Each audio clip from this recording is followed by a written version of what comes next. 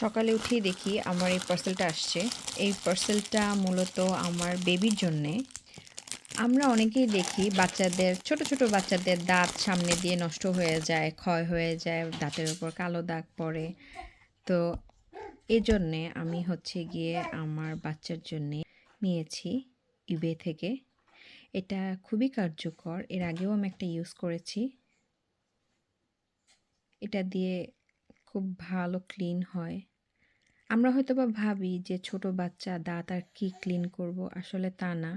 আমাদের যেমন ২ বেলা আমাদের ব্রাশ করা প্রয়োজন, বাচ্চাদেরও ঠিক তাই।